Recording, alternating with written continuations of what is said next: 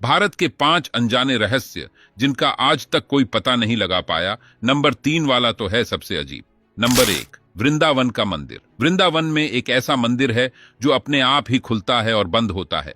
इस मंदिर को रंग महल के नाम से जाना जाता है। मान्यता है कि निधिवन परिसर में स्थित रंग महल में भगवान श्री कृष्ण रात्रि में शयन करते हैं।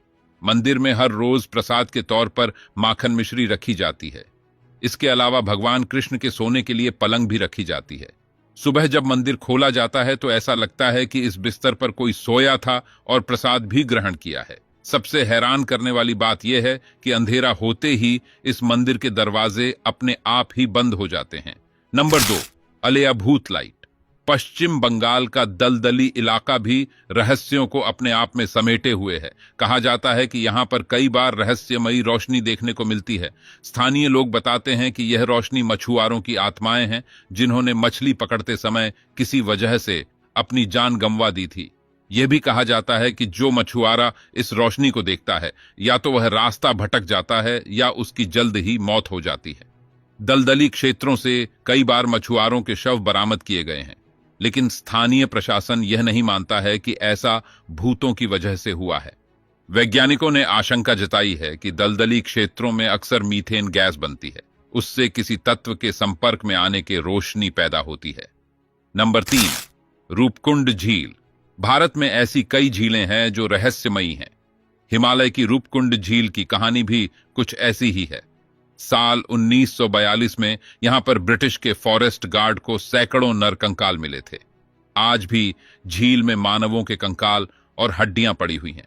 यह झील समुद्र तल से करीब 5000 मीटर की ऊंचाई पर स्थित है। यह झील हिमालय की 3 चोटियों के बीच स्थित है, जिसे त्रिशूल जैसा दिखने की वजह से त्रिशूल का नाम दिया गया है। उत्तराखंड के कुमाऊं क्षेत्र में स्थित त्रिशूल भारत की सबसे ऊंची पर्वत चोटियों में शामिल है।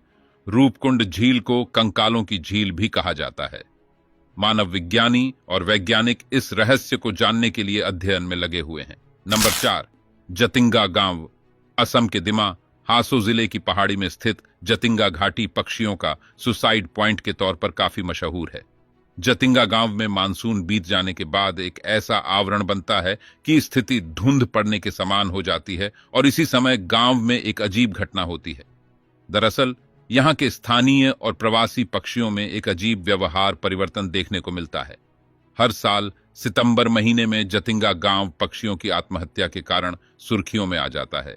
इस जगह पर न केवल स्थानीय पक्षी बल्कि प्रवासी पक्षी भी पहुंचकर सुसाइड कर लेते हैं।